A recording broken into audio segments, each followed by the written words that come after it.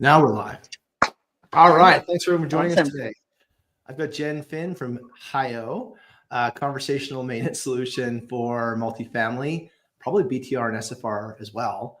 And really excited to have a conversation around getting to Hell Yes. Thanks for everyone that joined us yesterday. This is pretty exciting today, especially in the AI space, how that relates to getting to Hell Yes, the buyer journey, et cetera. Jen, why don't we kick off a little bit about yourself? And how did you get into this role? You've got a fascinating background, and so we share that with everybody. Yes. So how did I get into this space? So I'm Jen Finn. I am the co-founder and CEO of Hio. We're conversational access to internal materials. We do help with maintenance, but we are conversational access to internal materials. And how for me, the mission is around supporting staff and just in the world where we have more and more information, how do we help our staff access information in a conversational way? But how I got here, it's a very long story that I won't go through every twist and turn of my career, but I started out programming, designing custom software out of college. Went to business school and then wound up at Capital One for almost 20 years. And from that, I lived through this journey of digital transformation in banking and financial services, and retired 5 years ago, swearing off corporate America and fintech in general. But a friend of mine came to me a couple of years ago and had some technology about 3 years ago. And when I looked at what was happening in the real estate space, but specifically multifamily, it just really reminded me of my early stages of my journey and realized that there's a lot of opportunity for me to be coming in, listening and thinking about what are some of those problems and how might we be able to design some technology to help teams, particularly with the emerging capabilities in the world of natural language processing and generative AI. So, so we started 3 years ago, but a year ago is when we finally pivot. I hate to use the word pivot, but we pivoted to specifically start tackling the challenge with staff and supporting teams. I think that the emergence of conversational intelligence, NLP, large language models, it really changed the vector in terms of what problems should be solved. Like when you're doing, 3 years ago, people were building decision tree models, right? And ML was about learning around the response and then recoding the results. And now the conversational intelligence and the LLMs that are out there allows you to just know it all.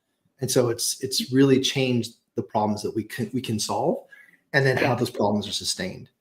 I love your background. I mean, I think that one of the things that's really interesting about multifamily space and real estate space in general is that we're really seeing a partnership of information between.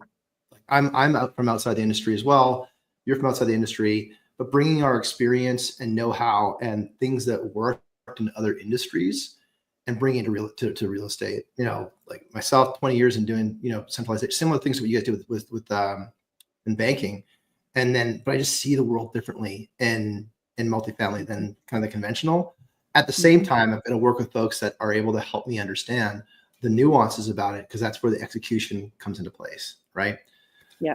So then when we talk about Hell Yes, so for this conversation, getting a Hell Yes buyer, this is kind of shaping in real time.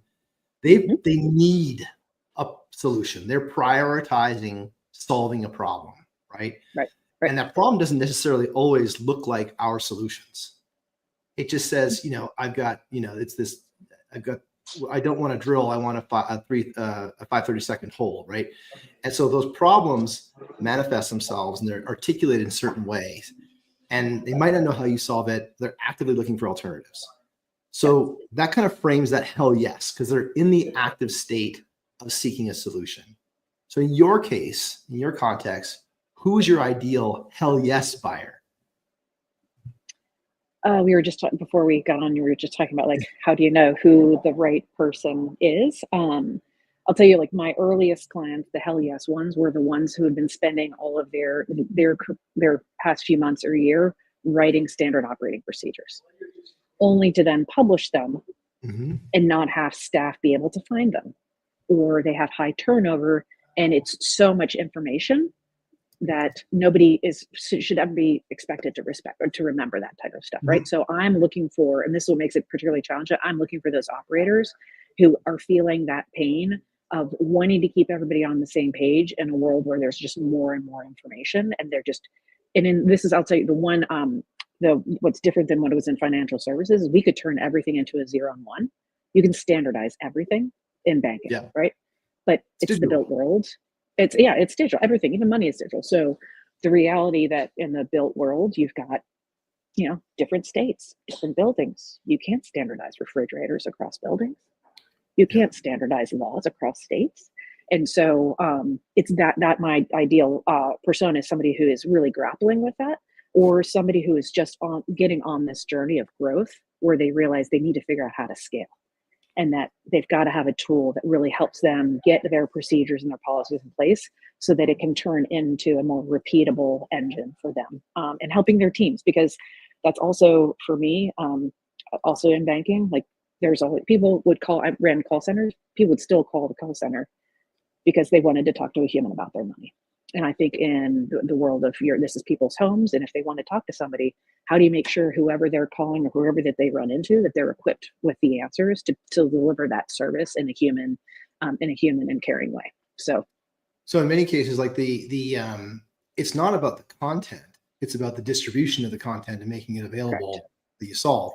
So then how does that show up? Like what's going on in their life that they say to themselves, everyone, I mean, I wish I had a binder, but like here's the SOP, right? Like pull it off the back shelf. Like, how does that show up?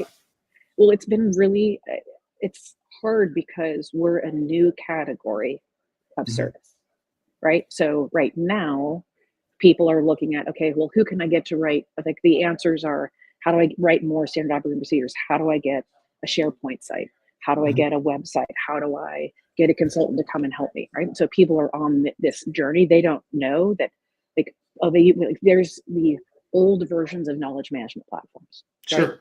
Or ticketing systems, right? And so it's just, we've created a capability that ties a lot of that stuff together, and we've reimagined it in a new way versus some of the legacy platforms. And so I'll tell you, that's really like I'm connecting in with people that are like trying to figure out like what can they be doing themselves, and a lot of them are starting to try. Oh, well, we tried.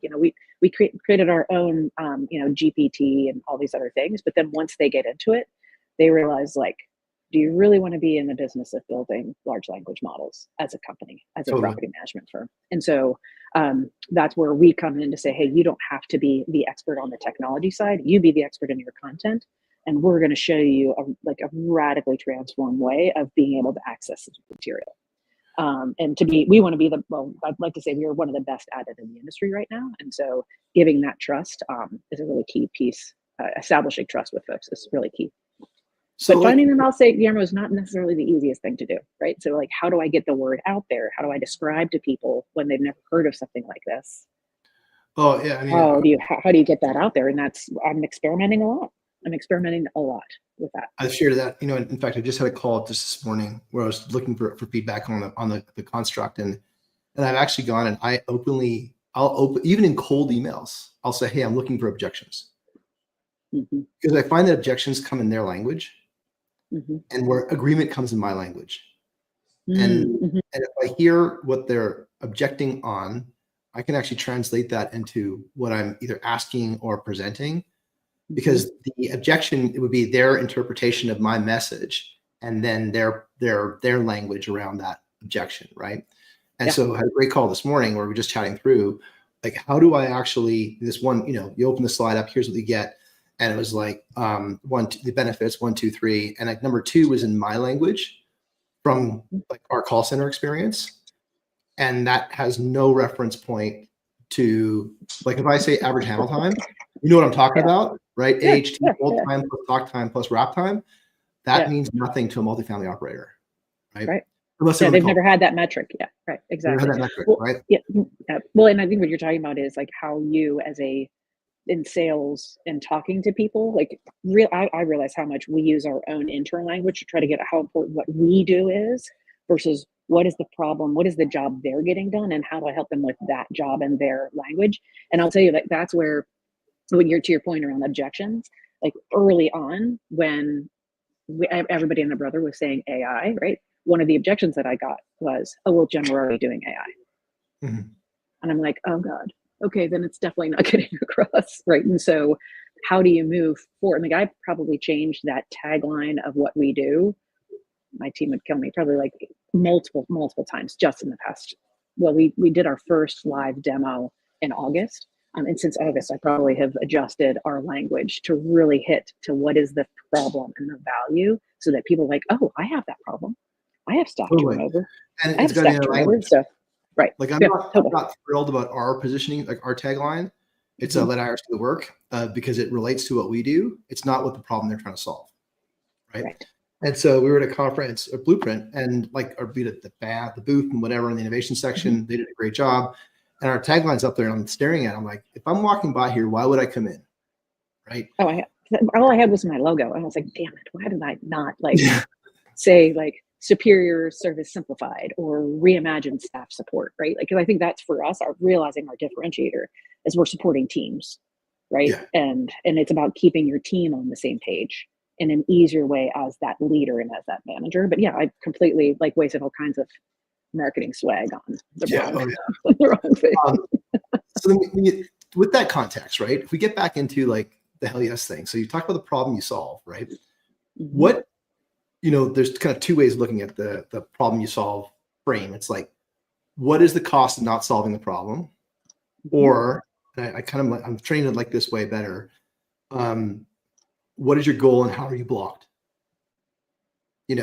So like in the context of like, let's just kind of use both in your example. So what is the cost of not solving the problem that you solve to the Mhm. buyer? Continued turnover, potentially operational and legal risk, Okay. and limited growth.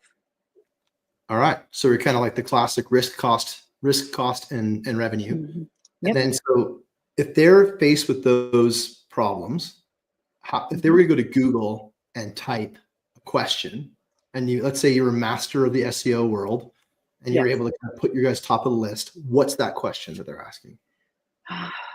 I believe from what I have seen, because we're starting to get much better, popping up quite a bit, is in conversational AI. Conversational AI. So how would I use conversational AI in multifamily?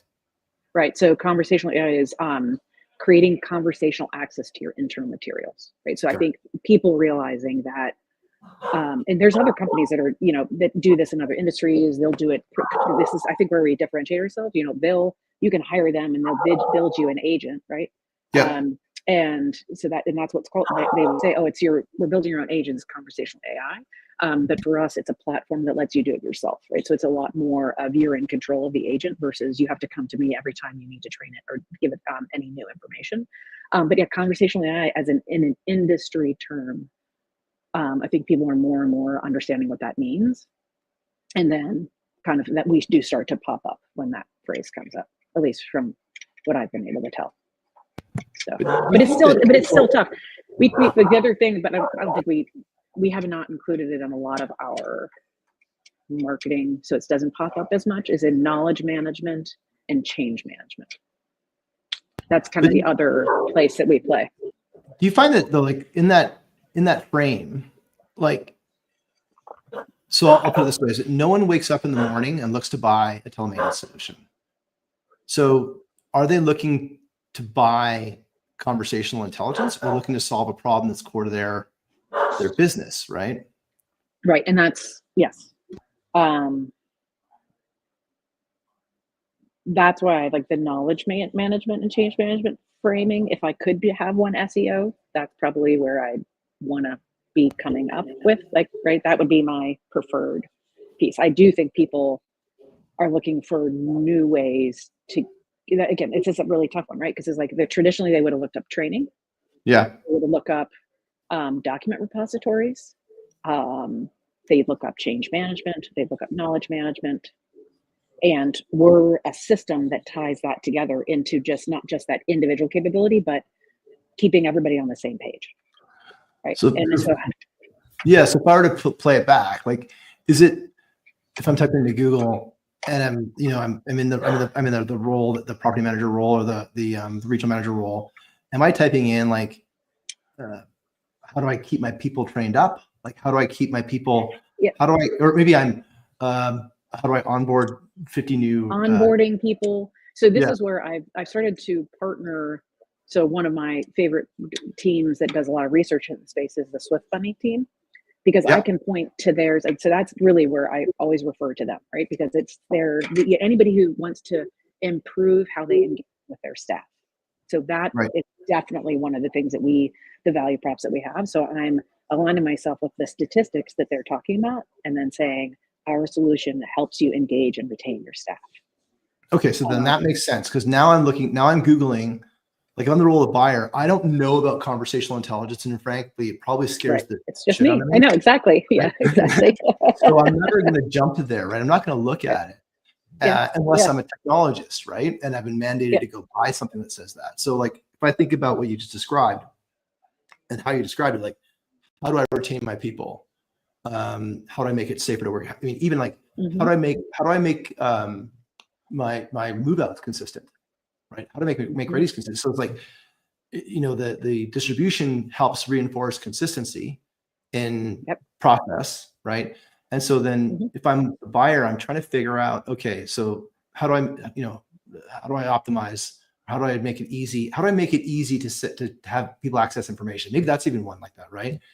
And so how do I make it easy to make people have access to the right information at the right time? Like kind of those like rights. Yep. And then they're sitting there going, okay, that's my problem. And then Hio shows up and you share how the solution, like your supply side, and I'm borrowing someone else's language here, but like the supply side of the problem is what you do. And so the demand piece is like, I need to train up 100 people in whatever, 30 days, or I need to onboard, or we need to update our training material, right? And so like, how do I do this? And the answer is, well, conversational intelligence can do that for you. And then, but here's you kind of capture the question, because then you can ask the question like, how does it happen today? And what have you considered? So like before people buy Hio or even talk to you, what have they considered as solutions? Like they look at Documentum, or is OpenText still a solution? Or are those just too big for these kind of companies? I've never heard anybody mention any of those. Yeah. What I'm finding right now is a lot of people are on the journey of they're putting all their documents in one place. Got it. Because like you said, they have a website. Yes, like we're gonna get like which is fine, because yes, put them all on SharePoint. That's awesome, right? Because then what we can do is our technology will just access that to train your agent. And we've got, and so I kind of I have to then differentiate myself from, SharePoint is a great place to store your documentation, but having their chatbot look for documents is totally different, right? And then what we've created for folks. Well, and it's interesting because you look at SharePoint, like and I don't know horse in this race, but like SharePoint's a bit like deploying landlines. I don't know why what is it? How is it different? Like it's still SharePoint to me is still 1 degree from Lotus Notes. Oh yes, completely. Really dates myself, right? But like, yes, I'm there with you though. Yeah. Yeah, like it's 1 degree from Lotus Notes. It's equally as painful. And if I look at the world of like big outcomes, like G Suite as a solution emerged, if only because collaboration was so hard in Microsoft Office. Correct. And that's why it's wherever it is on the Office suites, right? So collaboration became a problem. G Suite solved that. And that was their kind of like their core differentiator was collab, and then cloud. And then now we've got Office 365 that is still not as great because it still wants to hang on to that SharePoint roots. Well, so like sorry, keep going. No, then look at how you guys solve it. It's just so easy because you just type in an answer and you get the answer instantly wherever you are. And it's the right answer in your context. You can use images, right? Yeah.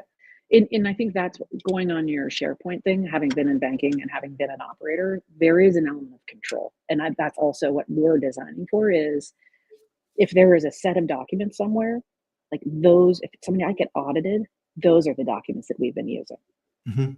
Right. And so it's trusted sources. So Microsoft is really good if you want to be in control of everything, right? That's the way that you lock things down. And for us, our agent will only answer from that set. And now you have an audit trail of the document changed on this date. So the agent is now answering differently. And so I think that's an element of how, as operators, as we get, I mean, again, I'm used to being highly regulated, right? How do you know how somebody answered a question? What were they trained on? Did they get the right materials? It's true for an AI agent of like, what materials is it pulling from? And is it transparent so you know exactly where it got its answer? And so that's really for us, our AI agents are really, it's about also, there's an element of control, right? Because if you're giving somebody, a staff member, an answer to then go take the action, you need to make sure that you know exactly where that answer came from, right? Really good segue. So like the segue that I'm hearing here is that like if I'm in the field, the actual user, like, and the problem I'm trying to solve is I don't know how to do a lease, right? Yeah, or a veteran just came up and said that they wanted to get out of their lease, and I totally forget what the veteran policy is. And they might just go Google it. They just might Google, or they might hit GPT, probably gonna hit Google before they even check their internal system. Right. And so then they're giving guidance based on something that is completely unauthorized, right? And what's worse in the world of I'll say with the risk of the on-site staffing scenario is that they're turning over 50% every single year, and they're not the highest paid people in the organization, and consequently they're just doing their job. Like they're just doing the job. They're doing their best. Right? I heard a story of one person who was in one of those situations, and they did their best because they didn't want to disappoint the resident. Yep. And then they got it wrong and they got fired. Yep. And so risk mitigation of people doing the wrong things in a high turnover role, like that rolls up, right? And so when you're looking at the buyers, they're kind of like those that have economic power, or I'll say discretionary, good language is those that have control over discretionary budget. Who in the kind of like multifamily chain of command are you targeting? So I'm targeting people who feel the pain, who can then be the champion inside. Because this is the other thing that I'm sure most of anybody who's been in any part of industry, being the operator, it's very hard to get budget to do anything, right? If it's for marketing, it's for growth, easy peasy, get your budget approved, get any projects that you want. But as an operator, you're typically the one that has to scrape and beg and find the right things to prove that like you're not just a cost center, that you actually deliver value. And I'd say that's probably one of the hardest things. So for us, we target operators, typically bring in a marketing person as well, because the marketing person recognizes that the delivery of the service is part of the value prop of that property, right? Experience. Right. And so if it's about, if somebody has a customer experience officer or an innovation officer, we totally go there because those are the folks that can understand the importance of humans in the customer experience and can see how tools like this really deliver that. But what I found is once I get one person interested, right, then they're like, okay, well, with the construct of my company, I need this person involved too. Yeah. And then once they have one or two people, they have that second person, then the two of them are like, yep, we think that this is worth doing. Let's go get a group of 10 people together.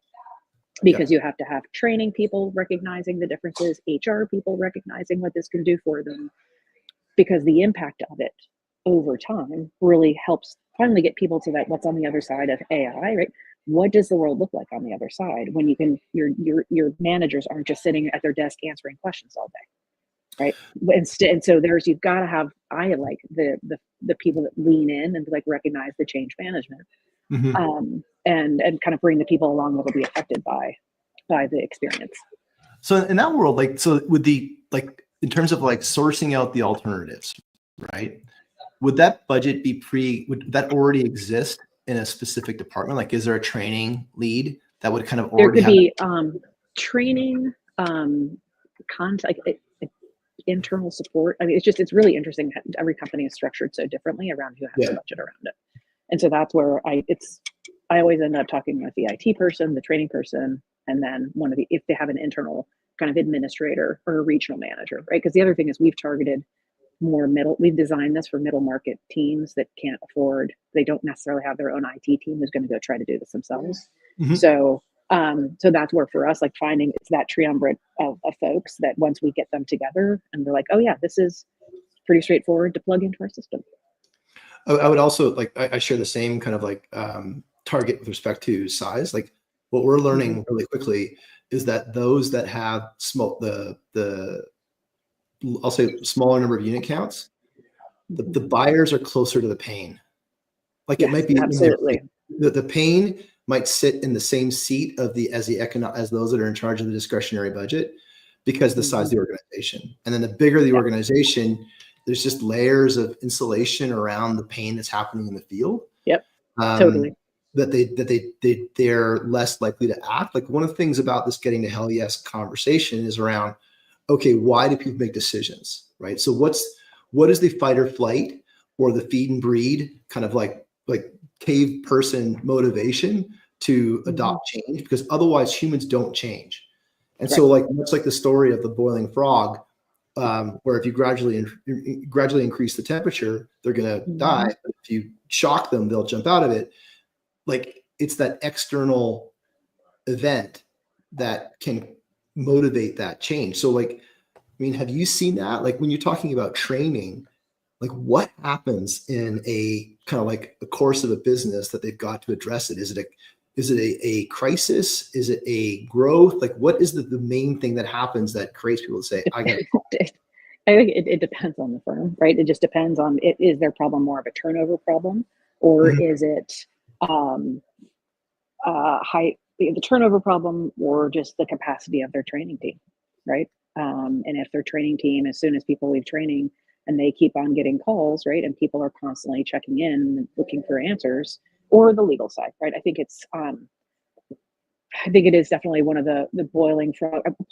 I think what's unique about what we're trying to do is we're actually trying to talk to the boiling frog sometimes. And so I think one of our challenges is to even get their attention when they're already so busy, right? They're already so busy, to get them to say, I know you're busy and I see that, right? So what are the ways that you overcome somebody who needs that help?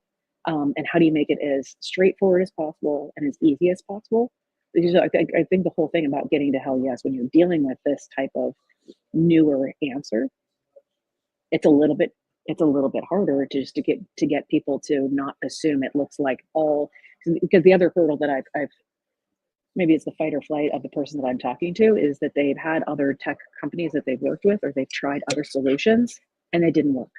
Yep. And they wasted a bunch of money, right? And so that's something that I've talked to a lot of executives as I've gone through this journey. I'm just like, yeah, Jen, but like, sure you can. That's what the last company told me. I'm like, but we're different. They're like, yeah, sure you are, right? Well, so a lot of that's a lot of, especially as you get into like the regional manager role, like in terms of a buyer asset manager, like they're making a personal bet on this. This is not a career bet, but a career. This is a career thing. And I mean that like there's career risk when you try to do something different. So like if they're to hire a training agency, there's no risk in that. It might not work. It might never work, but at least there's no risk for me as the buyer to make that choice. Same with all the other conventional options that are out there. So what we're trying to do is try to find people that are kind of exhausted those chances of what's the conventional options. Oh, you tried to hire on site? How'd that go? We can't hire anybody. Okay. You tried third party? How'd that go? That didn't work. It didn't work either. Right? Yeah. So one of the things that's we're kind of like trying to trigger on is look for not just the who, but like what's happened to them. And one thing that I'm looking for all the time, and this might change, it's the worst part of doing something and putting it out there, is like we're trying to figure out what are the trigger events that we can kind of filter on. So a great example of what we're looking for right now is those that have already centralized, right? Because to your point, that there's risk in change. And so something I'm kind of slowly getting obsessed about is how can I like really think about not just the buyer trying to achieve and unblock their goals, but what are the risks associated with making this decision? And how can I de-risk that? Or maybe how can I understand a better risk profile? So if they've already deployed AI, it's going to be less scary. If you're the first person to deploy AI, that's going to be more scary. And either you have to be in a hotter fire, or you have to have the sway to deploy it, or a mandate to deploy it, or it's just going to drag along and it's not going to actually close. Like one things that we hear a lot is that, and I just heard this morning, is that we want to centralize maintenance, but we're going to do leasing first. And I'm like, oh, that's interesting. Okay. So really it's about, maybe that's a hunch that I should look for companies that have already centralized leasing and, or other admin, or they've taken the assistant PM off, they didn't source that. And so then, or centralize that. And so the theory that's starting to emerge, and these theories are painful because they look ridiculously obvious in retrospect, is that maybe we take a look at those that have already centralized. So what we're doing is taking objections and turning objections into filters, like the anti-objection into a filter to figure out who we're targeting. And then we run a campaign on that. And then I'm trying to run a campaign against, okay, so everyone that's on PMS 1, 2, 3. So we'll find people that are on that PMS and then just test on that to see if they're more inclined. Because it could be that if you're on PMS, ABC, maybe that PMS itself attracts a certain type of organization that is looking for more stability, less change. But then there's this other one that's like whiz bang and really, attracting an innovative, it's got better colors. Maybe that kind of organization. So this is kind of like iterating. I think for any of us who are trying to understand our ICP, our ideal customer profile, like what are just other trends that the companies more broadly are trying to tackle? So you brought up centralization. There's looking at how organizations are changing, but then so that's one thing, right? Emerging, I see more and more, which I think is a great thing, more and more firms that are having kind of that somebody who's overseeing the systems, right? To make sure that when it comes to tech investments, that there is some semblance of a systems and a strategy for your technology, so that nobody's just out there buying whatever they want, which I think in this industry might have happened a bit until now. So I think kind of the putting a tightening of the grip of like tech decisions. And so I think that's like recognizing where firms have done that or not. Great to figure out if like for somebody, you're like, oh, that's great. Now I can go to that person and they're in service of other people to bring in new innovations, right? Your point on the centralization, I think, is also a really interesting trend. Just again, new roles are coming up. And so how are you attuned to what's happening in the industry around those new roles, and how does that affect your buyer or attract? And I think the third one is, what other technologies are they using? Right? Are you more likely to want to use me if you're on Yardi, or are you more likely to want to use me if you're on Entrata? But just where does your technology fit into the ecosystem that's already out there? And finding, that's what I. Sometimes that software is relative to the person that's making the buy. Correct. Right. And so you filter it down, and then we want to de-risk the decision making from the buyer side and align with their objectives. And then either when what else is happening to them event is occurring. And what I find interesting, to your point about like a centralized IT, they're often out there to prevent new technology from coming in. So it's kind of like conflict. Whereas as a startup and growing company, we've got to find the buyer that is enthusiastic enough to buy, and the company that is willing to allow for innovation.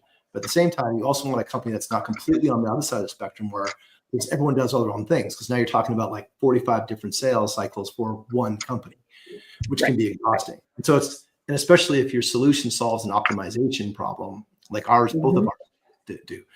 And so it's like, that thing I'm not solved yet. I have not figured out. I think that's still a play-by-play like moment, and there's a bit of a questions behind all that we got to figure out. For sure. Like, so then we can touch on this earlier with respect to the problem that you solve, and then that target, like the role. How are they blocked from their goals? Like if they don't solve this distribution for content problem, what happens? Like how are they? What are their goals, and how does this, to your comment about like cost, risk, and revenue? How are they connecting those dots?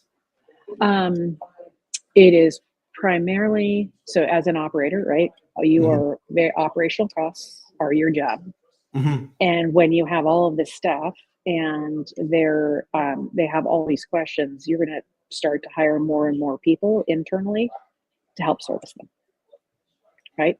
So if you want to reduce turnover of those people and you want to support them, you would have to start adding more and more people in order to respond to the questions that are coming in from the field. And so for us, it's instead of hiring another person, you bring us in and we're a tenth of the price of a human being. How does, and I don't know how this works, but like in the case of a third party operator or versus an owner operator, how does that get deployed in the P&L? Like if you're, let's put it this way, I'm a third party operator, a PMC, whatever you call it, and I've got like 4 different owners, and I've got a group of, and I've got a single solution that I got to deploy. How does that work economically? Like how does the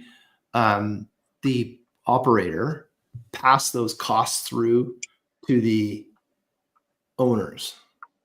I mean, it's clearly on their side of it's more the management cost, right? It's their internal costs. And so I think it's really up to, if you needed to add 10 more internal staff to service those 4 or however many 4 owners, which would you rather, like, what are you charging back? You already have some agreement with what you're charging through to them. So it's more about your internal efficiencies and helping your own margins, right? So the economics are, yes, you're helping. And that's been really like a great learning for me coming in of just like, who cares about what piece of the pie? Oh yeah. And I try to say like, it's going to make your resident experience better. Those staff are going to stay longer. Like there's going to be operational efficiency in that particular building for the staff. So I can sell it to the asset manager to say the people here that are servicing, like there will be efficiencies with the number of people you have to have like operating the building, right? And they'll do better and they'll stay longer. And then to the management company, hey, your management team, you want to have better data to know exactly what's happening so that you can better manage that group and you can create your own efficiencies. So, we answer for one of our companies, the administrator that's been running this for us. I mean, it answers 95, her agent answers 95% of the questions from her staff. Oh, wow. So it's freeing up her time to do all the things that she's been wanting to do. There's so many people in management. I'm like, that's like, that to me is like, and I can show you, I'll give you a free trial and you can see that this is what's on the other side. Like you get to spend more time doing where you really want to spend your time. Yeah. Or the other priorities that are, like there's other burning things versus answering some staff's question again. Yeah. Well, similar to what we, the value proposition is very similar to us. Like, it costs you one trip to go change a battery on a thermostat or turn it on. Right. Versus changing the filter, or, other things that need to happen on the AC level, but that it all consumes the resources, which forces you to go like the 1 to 100 versus the 1 to 300, because you're churning out all that effort and solving kind of mundane tier 0, tier 1 problems. Yeah. And so like we try but what I'm finding about this market is that because they've always had like on staff people, and this kind of, I think there may be a parallel here, is that they don't really know. Like there's not a ton of, they want to know, but there's not a ton of data around what people are doing because they're kind of, they're firefighters in many cases, right? They stand by 100. If you try and go 1 to 300, you're going to be in this spot of pain, but you got to have like, the leasing agent, the APM, the PM, maintenance person, that's your 4. If you're a 400 unit place, that's, and then plus then you outsource the rest of it. And so like, but they don't really, there's not a lot of clarity in terms of like especially when you compare it to banking, when you compare it to industry, major industry, where it's like we were tracking people by the second, right? Oh yeah, absolutely. Like we were walking through facilities and we want to know what footsteps people took to go certain places because the numbers are so big, and so like things like that really seem to be hitting home right now because because of the compression of. I mean, I would say that we're in an interesting era of innovation right now with respect to multifamily because the compression of rents and then the increase of structural expense like interest and insurance have squeezed the slough in the middle around operating. So I can't change rents and I can't change, structural costs like interest and insurance. I've got to squeeze out an NOI somewhere. It has to come from operations. Right.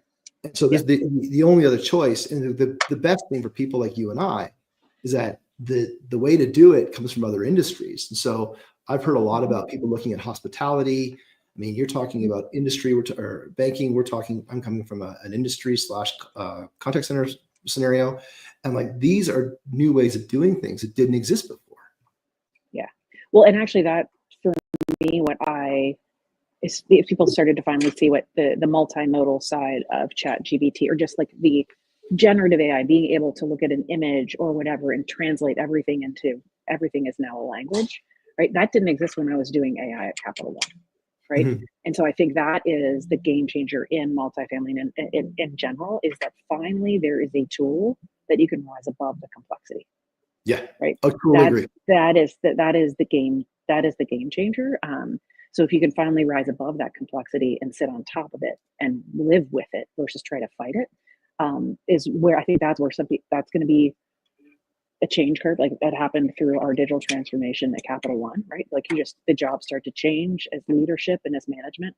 If you you just have to accept chaos. And I'm sorry, not chaos, complexity. Some people think complexity is chaos, but guess what? It's going to continue to exist. So instead of fighting it, like embracing it, and then what does your job become?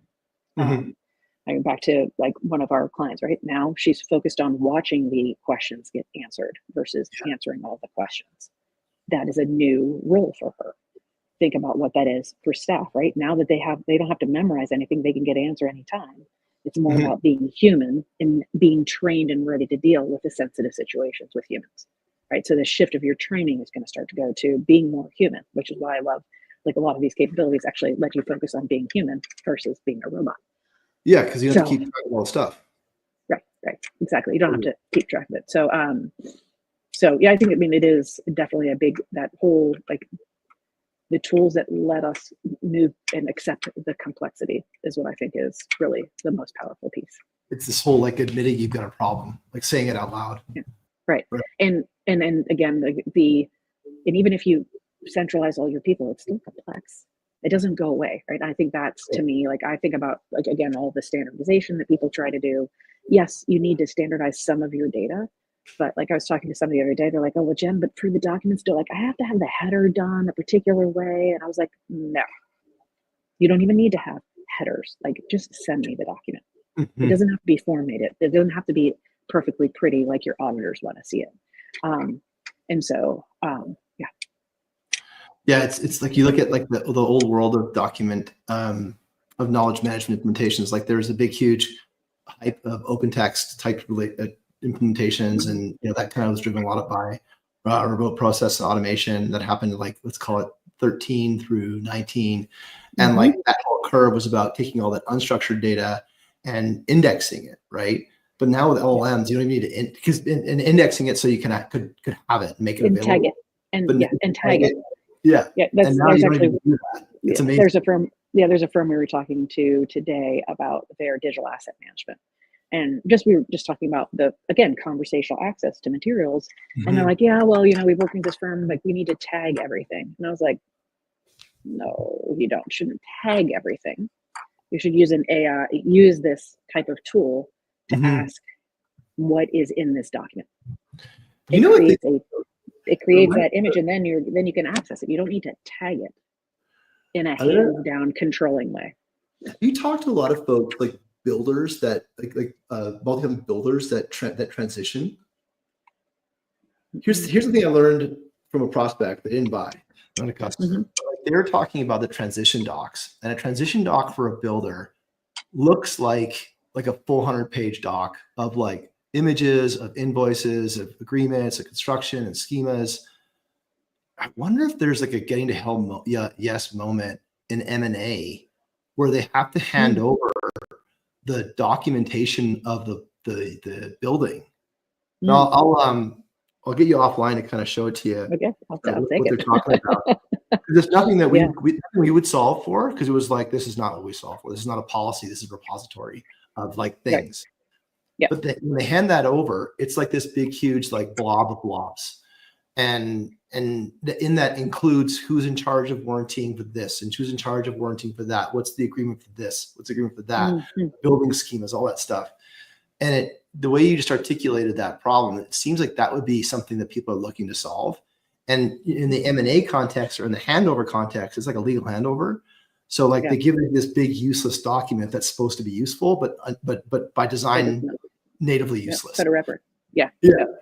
Yeah. Like some of these docs are like 2 gigs. They're big because they're all images and stuff. Right. Well, and I think that's where somebody be like, oh, well, you don't need a tool for that. We'll just use, we'll throw ChatGPT on it or open, we have our paid version of OpenAI. Mhm. That number of documents, I forget, my data scientist Jack was saying a lot of the OpenAI couldn't handle that much information. It's called I don't know, it's something middle, the missing middle. It's called it's the missing, like when you have a lot of these models, if you put too much into it, it's called the missing middle, right? It can't go through all of it. It'll skip over half of it.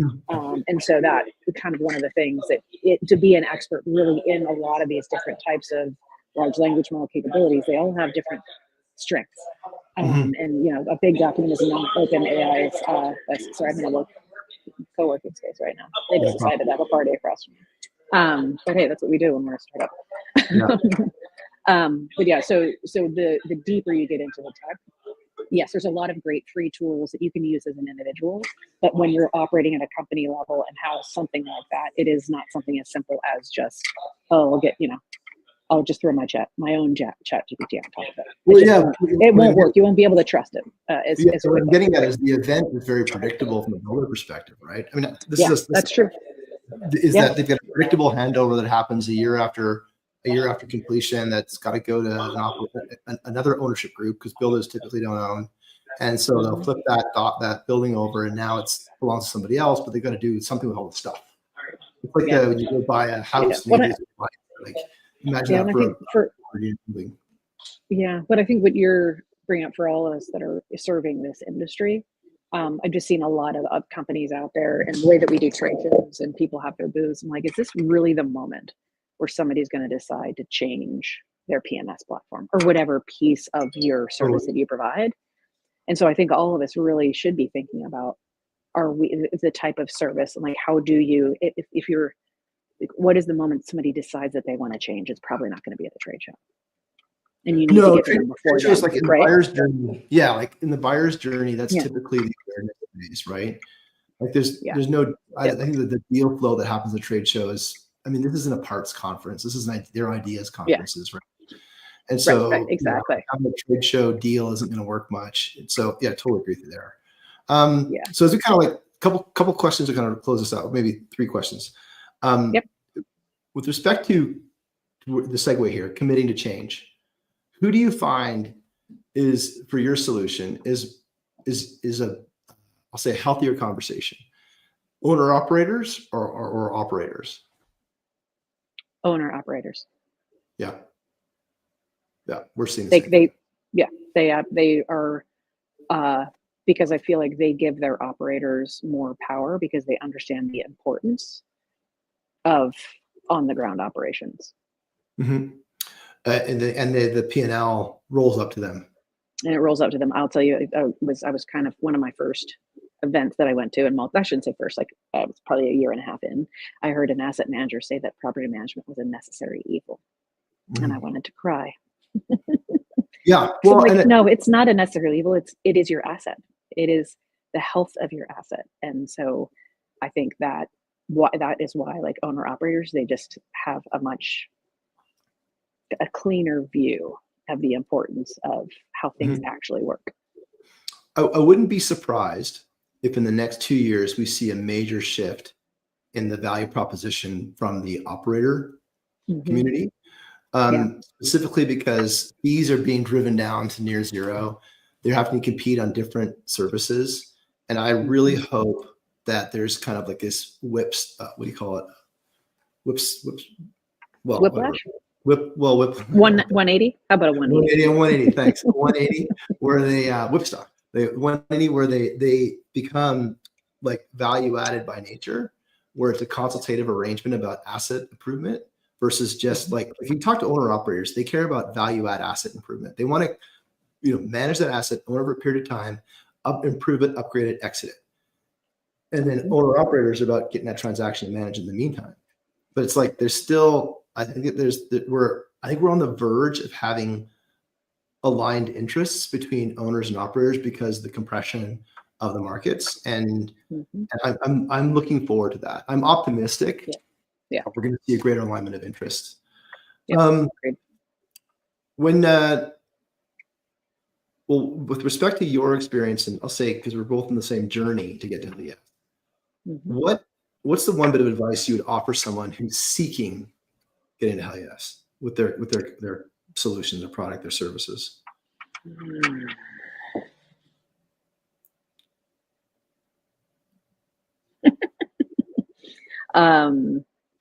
I think that first and foremost is where we started this conversation, right? What is the problem that you solve for your prospective client? Mhm. And is it in their language? And more in the, back to like where my company first started, and is it a problem that they actually want to solve? I totally agree. Like, is it a blocker? Is it a blocker? And so this is where in my past life, people come to me with problems all the time. And I'm like, yeah, I know it's a problem. So I'm just gonna, it is not my biggest problem right now. Right. That's a And big problem. so, That's something we fall in love with. We fall in love with our problems from the founder side, and we need to fall in love with our right. customer problems. Yeah, I think that is for all of us to be really thinking hard on that, because, that is what really gets you to even not come for them to even consider for it to be a hell yes. I would completely align. I really think that there's and to be open to iterating on that problem definition, because Yep. the who, That's what I did a what, year ago. I was yeah, like, I still had the same tech and I had the same customer, but it was now a new problem, which is actually yeah. much more meaningful than the one that we were solving for in the past. That's And where you so, move yourself forward, right? right. Yep. Exactly. Any suggestions who we should talk to next? Oh, who have I talked to recently? Oh, you're putting me. Have you talked to anybody over at Ingrain yet? No. You haven't. Melissa Pasquale would be great for you. Melissa who? Melissa, I'm going to butcher her name, Pasquale, I think. But I Raleigh? can, Pasquale, I will send you, I'll Yeah, send you her info. She's super, awesome. yeah. Yeah, Ingrain's a great tool, super fun team. Very cool. Okay. And how can people get a hold of you? Jen with one N at heyhio.com. Heyhio.com. Awesome. And Heyhio. LinkedIn, can they check out Yeah, LinkedIn too? Jen Finn. Actually, that's probably the easiest way. Jen Finn. I'm one of the only. Awesome. So your email. Simple Jen Finn. And check you out if you're looking to solve a problem around your knowledge management training and get unlocked people. And we work with third parties too. So if you want to take advantage of what we've got and provide these types of tools for your own internal teams, we do that as well. Right, because they need that as well. Yeah, awesome. Thank you very much, Jen. This is super interesting. Thank you. It's always informative, these conversations. If you're listening to the podcast or if you're listening to live, check out the podcast. The link will be published at, other podcasts will be linked out there. Look for us on Apple or Spotify. These are super good conversations. We're all trying to get to hell yes. It's shifting, and it's kind of like how we get there. That's the magic. So thank you so much for sharing. It's been a wonderful conversation. And thanks everyone for listening. Have a great day. Thanks everybody. Bye, everyone. Bye.